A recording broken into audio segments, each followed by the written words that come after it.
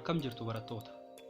Naga keessani baga nagaa taatan jechaa guyyaa har'aa kan waliin ilaallu diriiroo fi sarara qajeelaa isa jedhudha. Ingiliffaan immoo coordinates and straight lines isa jedhu. Diriiroo fi sarara qajeelaa hariiroo isaan waliin qaban kana bakka sadiitti qoonnee ilaallaa. Jalqaba irratti yookiin tokkoffaa irratti giraafii diriiroo koordineetii ibsama yookiin hima xaa walqixa ta'a. Aan immoo miseensa lakkoofsa raashinaalii ta'ee ijaaruu isa jedhu laalla. Isa kana keessatti wanti isin hubachuu qabdanii diriiroo koordineetii kenname irratti ibsama xaa walqixa ta'a. Aan keenya kan miseensa lakkoofsa raashinaalii ta'ee akkamitti ijaaruu dandeenya?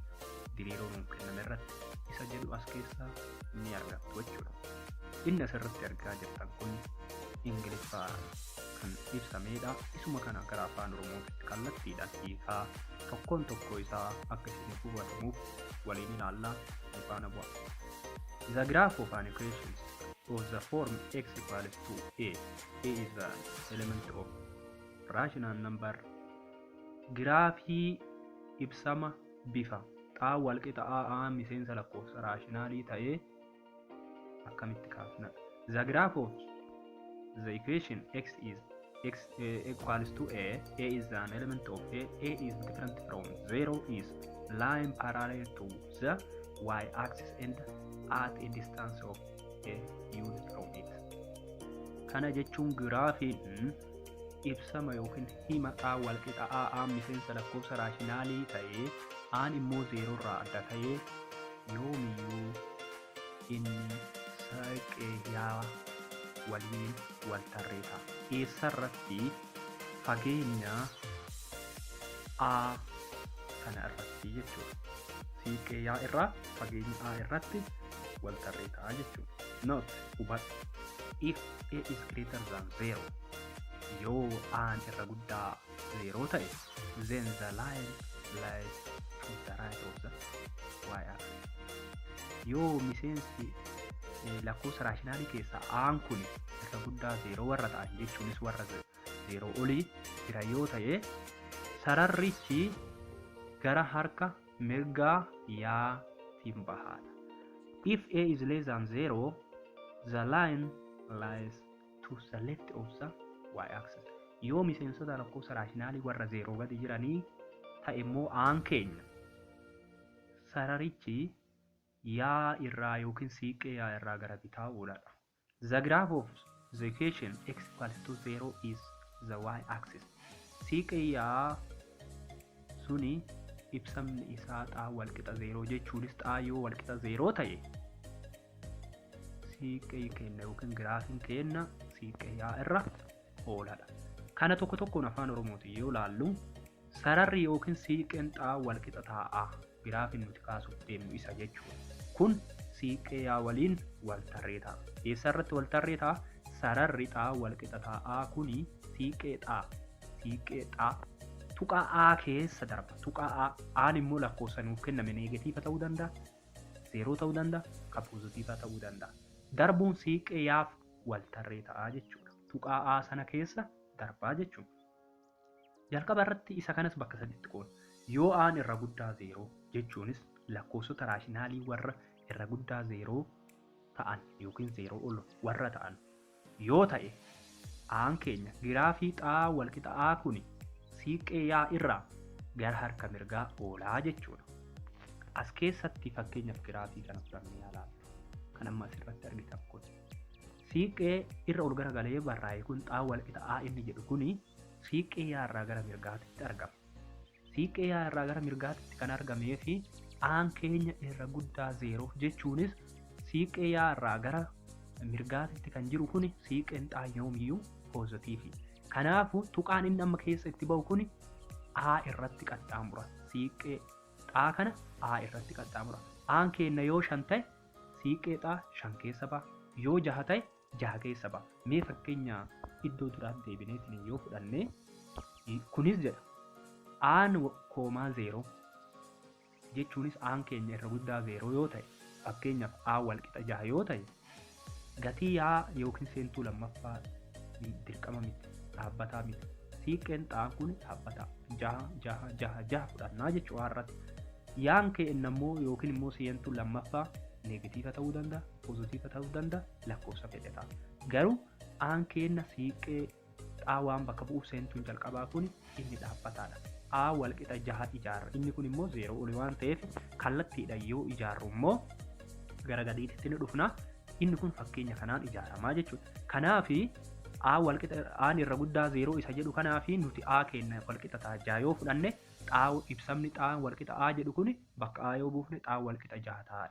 Kanaaf siiqqeen keenya yookiin sararri nuti ijaarru giraafiin nuti ijaarru 6 kana keessa gadi baheet siiqqee yaatiif waltarree ta'a. Innis yaarraa gara mirgaa 6 arganna. Poozitiivni 6 gara mirgaa waan jedhuuf jechuudha. Yoo aan immoo irra xiqqaa 0 ta'e hoo sararri xaa walqixa A jedhu kun siiqqee yaa irraa gara bitaa oola. Siiqqee yaa irraa gara bitaa. Kana jechuun aan irra xiqqaa 0 jechuun 0 gadi warra jiranii jechuudha. 0 gadi warri jiran immoo neegatiivotaa jechuudha. Isaan kunniin fakkeenya foormuun inni ittiin barraahu neegatiiva A koomaa 0. Kana jechuun aan isaa yoo aan kun yoo irra xiqqaa 0 ta'ee jechuudha.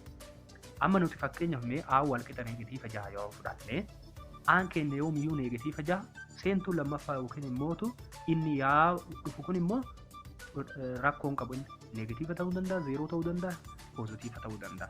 Kanaaf fakkeenyaaf neegatiiva 6 neegatiiva 3 ta'uu danda'a, neegatiiva 6 neegatiiva 1, neegatiiva 6 0, neegatiiva 6 2, neegatiiva 6 5. Kun amma siiqqeen xaa walqixa aan miseensa lakkoofsa raashinaalii keessaa tahee yoo aan kun irra xiqqaa 0 ta'e haala ittiin giraafiin kaafamu. Isa immoo kun giraafii kanarraa yoo laalle kana giraafichi kun sarara diimaa kan neegatiiva A koomaa 0 yookiin immoo ol gara oliitti barraa'e xaa walqixa neegatiiva A jedhu kana bakka bu'a. Innis gara bitaa siiqqee yaa kanarraa gara bitaatti argamaa jechuudha. Inni kunis haala kanaan bahaa jechuudha.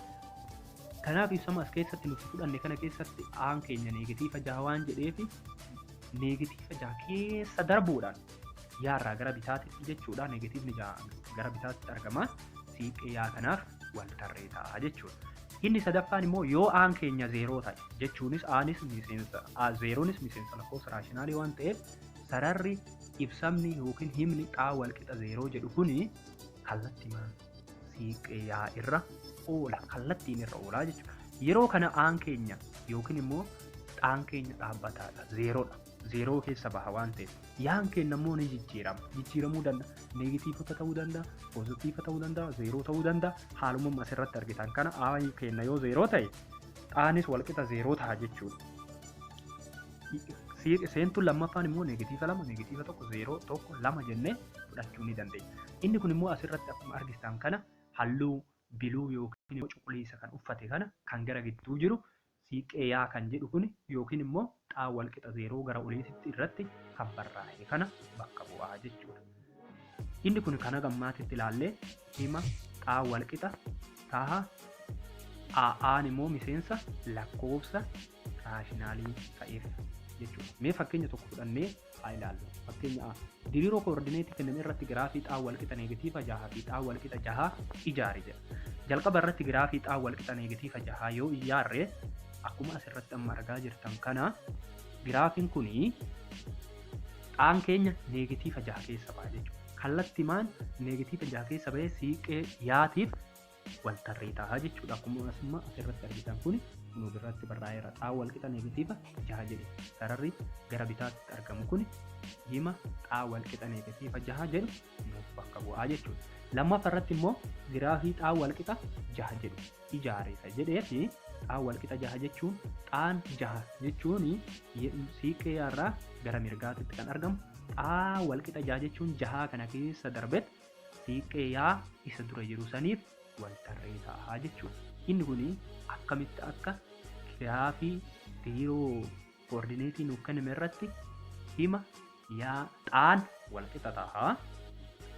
Aan immoo miseensa lakkoofsa raashinaalii jechuunis neegatiiva 0 fi poozitiiva yoo ta'e akkamitti ijaaruu isa dandeenya isa jedhu kan ilaalle jechuudha.